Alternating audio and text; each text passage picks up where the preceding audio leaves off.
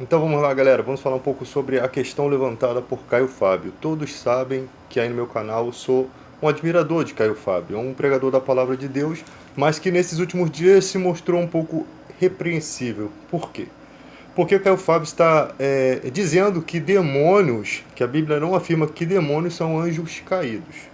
Então vamos lá para uma certa questão, que eu já falei isso no outro vídeo, mas vou fazer outro para que os direitos autorais não tenha tirado, porque eu publiquei uma parte do vídeo com ele falando. Então, gente, entende uma coisa, se não são demônios esses que Jesus nos dá autoridade para expulsar, quem são? Né? Os dois fatores aqui que eu vou falar sobre Caio Fábio. Um foi a citação dele sobre paranormalidade, né? Fatores paranormais. E eu expliquei no outro vídeo que não existe paranormalidade, né? Só existe duas classes de pessoas, as que estão no reino de Deus e as que estão no reino das trevas. Quem não é comigo é contra mim, quem comigo não junta espalha, disse Jesus. Em Colossenses 1,13, está escrito assim, que Deus nos tirou do império das trevas e nos transportou para o reino do Filho. Então, consequentemente, quem é nascido do Espírito tem os dons do Espírito Santo, não pode ser considerado paranormal. E quem não é nascido do Espírito, todo tipo de paranormalidade é do diabo. Perceba isso. Eles estão sob o domínio de Satanás. As pessoas estão sob o domínio das trevas. Satanás é o príncipe desse século. A única forma de você pular para cá é aceitando Jesus. Então, tudo que acontece do outro lado de fenômenos extraordinários não pode vir de Deus. Sabe?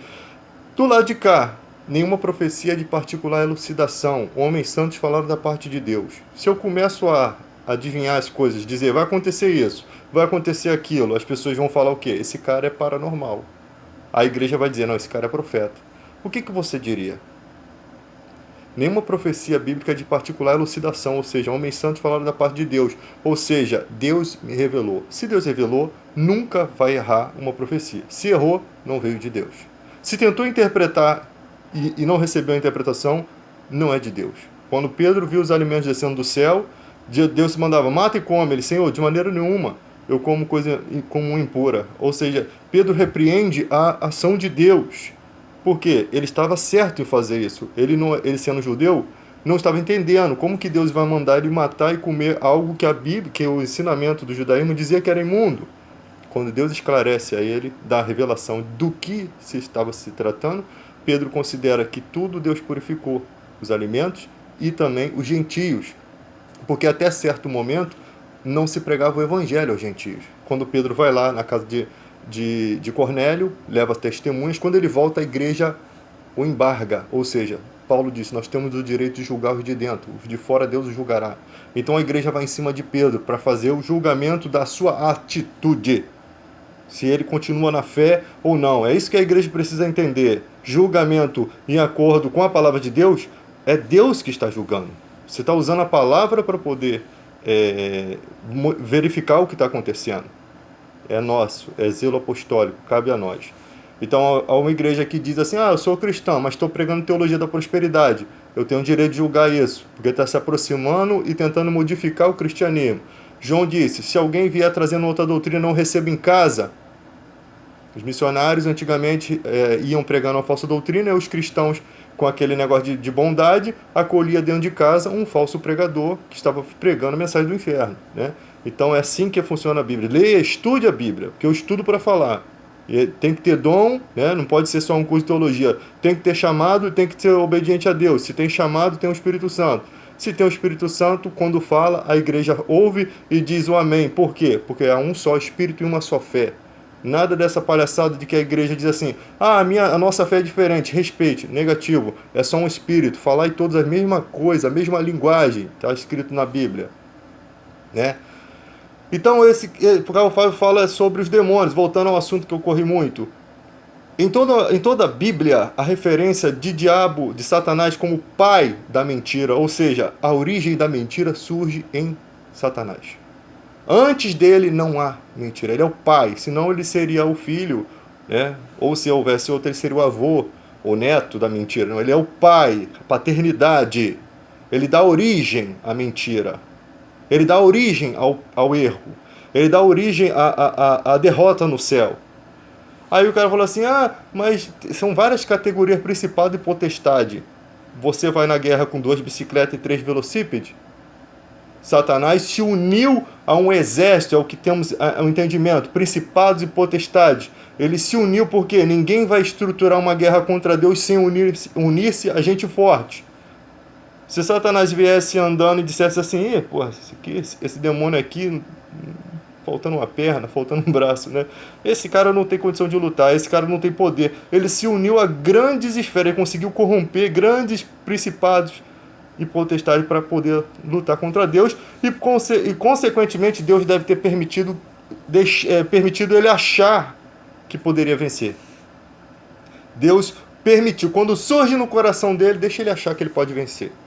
É assim, caiu na sua própria cilada, sua própria astúcia. Olhou, posso tomar o céu, se lascou, se deu mal. É assim, por quê? Porque ele foi enganado pelos próprios propósitos. O inimigo que tropeça e cai. O inimigo que vem é que tropeça e cai. Não é a gente que empurra ele. Então ele se tropeçou, achou que podia vencer, foi lançado. Jesus disse, eu vi Satanás cair do céu com um relâmpago. No Apocalipse, você tem o destino final deles. O inferno, o lago de fogo e enxofre, lá estará o quê? A morte, o inferno, todos que não estão escritos no livro da vida. Mas o inferno foi preparado para Satanás e seus anjos. Não há outra referência. Aprenda isso, Caio Fábio. Não há outra referência. O que você está pregando aí dá margem para as pessoas acharem que pessoas ruins, quando morrem, se tornam espíritos perturbadores. É isso que dá margem da sua pregação. Então, no destino final deles, mostra que os relatos sobre Satanás, a estrela da alva, que levou 1/3 dos céus, podem ser corretos, porque se conformam com toda a Bíblia. Eles foram lançados do céu. Satanás perturbou Adão. Toda a história, Jesus chama-os de espírito imundo. Por quê? Porque diante de Deus, se existir, vamos supor, Gabriel, Arcanjo Miguel, se esses anjos, arcanjos, tivessem perdido a sua glória, para Deus não representa mais nada. Eles não seriam mais Miguel, eles não seriam mais nada. Eles seriam só espírito imundo. Jesus os tratou como espírito imundo, como ensinamento. Não que Jesus não saiba o nome deles, mas Jesus não dá detalhes. Jesus sabe o nome, Deus sabe o nome de todos eles, mas diante de Deus eles não têm mais nome. Eles perderam a sua classificação. E não são mais anjos, são tudo lixo. Você pega lixo na tua casa e você amassa ali uma lata de extrato de tomate, uma caixa de leite, você joga aquilo ali, é o quê? Lixo. Você não diz, não, isso aqui é uma caixa, isso aqui é uma lata, não, é lixo. É imundo. É só isso, é tratado como lixo. Então, quando Jesus dá um ensinamento, é para que a gente possa tratá-los dessa forma, porque a igreja do século XXI está cheio de vícios. Você está com a pombagira, você está com o Zé Perito, você está com o tranca-rua. É essa a linguagem da igreja do século XXI. Jesus, para evitar isso, o trata como espírito imundo, ou seja, não tem entrevista com vampiro, né? Não tem entrevista com demônio, não tem entrevista, você não vê Jesus entrevistando demônio, a não ser uma vez, que não é regra. Coisas que acontecem na Bíblia poucas vezes não é regra. Simplesmente ele quis mostrar que havia uma legião incontável que eles mesmos não conseguiam saber, que foi no caso do demoniado gadareno. Qual é teu nome? Ele não falou Zé Pilintra, ele não falou Tranca-Rua, ele não falou Pombageira. Porque se eles existem hoje, eles deviam existir naquela época. Então, ele diz, meu nome é Legião, somos muitos. Legião de lixo, legião de imundície, legião de espírito imundo. Somos muitos, é incontável. Eles não conseguem saber a quantidade. Somente para você ter a ideia de que Deus não fez aquele homem no sepulcro com aquele tipo de comportamento, de se cortar, de arrebentar cadeias de bronze, de machucar as pessoas. Deus não fez o ser humano assim. Então, e também para que você entenda que dimensão espiritual você está lutando. Porque se tem 2.000 demônios ali, ou mais, você não é um simples caso de uma pequena possessão. Como era a possessão daquela criança que o demônio jogava na água e no fogo. Jesus nem dá resposta, Jesus pergunta ao pai do menino as consequências. Desde quando acontece isso? Desde a criança. Muitas vezes joga na água e no fogo para o matar. Ele tem um espírito mudo e surdo. Jesus diz, espírito mudo e surdo sai dele. Ou uma classe de espírito que, quando a criança se jogava, o demônio jogava na situação de perigo, é o que eu imagino, e a criança não conseguia gritar por socorro. E o pai gritava, filho, sai daí do precipício, você vai cair. A criança não escutava. Sabe, eu creio que seja isso a questão. Ele, na hora que queria, não deixava a criança ouvir a voz do pai. Então, você tem que estudar a Bíblia para você ter essa visão espiritual, né? Então, Jesus nos dá a ordem para expulsá-lo. Teve certa vez que os discípulos não conseguiram expulsar, né? Que foi essa vez dessa criança. Jesus disse, essa casta só sai com jejum e oração. Esse tipo de demônio, ele não diz que é espírito de pessoas ruins que morreram, ficaram vagando, porque a Bíblia é bem clara que após a morte segue-se o juízo. Então vai vir, essas pessoas vão reviver e vão passar pela segunda morte, que é a morte eterna. E o inferno e o lago de fogo e enxofre será lançado, o inferno e a morte será lançado dentro do lago de fogo e enxofre, né? E ali haverá choro e ranger de dentes para todo sempre, de dia e de noite. Ah, mas por que de dia e de noite se não vai ter noite? É uma forma de linguagem, que o sofrimento vai ser eterno. Agora, quanto à questão do amor de Deus, essa questão do que é eterno para Deus, e outra coisa, Deus não dá satisfação do que ele vai fazer. Se ele quiser acabar com tudo, ele não precisa dar satisfação. Se existe outra criação humana que a gente não conheça, que a nossa história não relata. Porque Deus é eterno. Muito antes da criação da Terra, Deus já existia muito antes. Entende? Ele não dá. Deus é um ser inexplicável, que nem faz muita questão de se explicar. Mas ele dá o caminho que é pela fé. Não tem outro caminho. A pessoa fica assim, o cara é ateu, o cara... Gente, aprenda uma coisa. A melhor coisa para ser nesse universo do que crer em qualquer coisa é ser ateu. Pelo menos você não teve a iluminação para acreditar em Deus. Pelo menos você não está crendo numa falsa fé, falsa religião que tira o dinheiro dos outros, tira a paz, às vezes até a vida. Tem pessoas que por conta de um ideal aí de pastores se matam, dão seus bens todos, outros se matam, até se matam. Então é melhor ser ateu. Seja um ateu, graças a Deus, né? Seja um ateu se o evangelho não iluminou você. Porque a Bíblia diz, ninguém pode dizer Senhor Jesus se não for pelo Espírito Santo. Aprenda isso, igreja. Jesus disse assim, ninguém vem a mim se o Pai não o trouxer e eu o ressuscitarei no último dia. E o que vem a mim de modo nenhum lançarei fora. Ou seja, ninguém pode ir até Jesus se o próprio Deus não levar. Se o próprio Deus não levar. Eu não sei como é que funciona isso. De repente Deus permite que a pessoa viva na ignorância para que ela não se perca. O amor para que Deus não precise julgá-la de acordo com os atributos do Evangelho. Então Deus sabendo o futuro pode tentar salvar ela por meio das bem-aventuranças. Eu não sei como é que é a questão. Sei que tem muito assunto ainda para desmiuçar.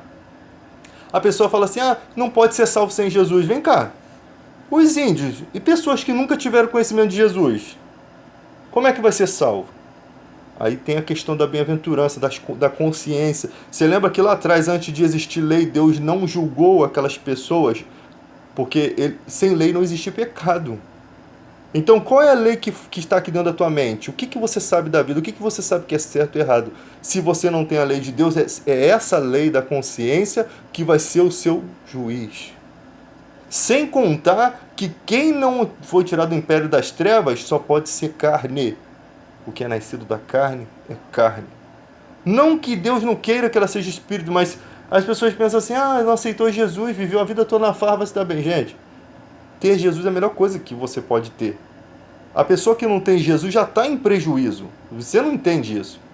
Por mais que ela esteja se alegrando na carne, ela já está em prejuízo. Ela nunca vai ter o que nós temos. Jesus disse, a paz que eu tenho vos dou, não a dou como o mundo a dá. É lógico que a dele é muito melhor. A dele tem muita satisfação. O problema é que somos idiotas e preferimos a paz do mundo. Sempre somos idiotas e preferimos a concupiscência dos olhos. O desejo da carne, a imbecilidade humana é o que nos faz errar e ficar distante de Deus. Mas se a gente mergulhasse em Deus como Deus quer, como Jesus quer que a gente mergulhe, nós experimentaríamos todo o Salmo 91 e o Salmo 23 junto, todos os salmos da Bíblia. Ele me faz deitar em pastos verdejantes, guia-me mansamente às águas de descanso. É isso que a gente ia experimentar. Do contrário, tu fica sofrendo igual um imbecil. Fui.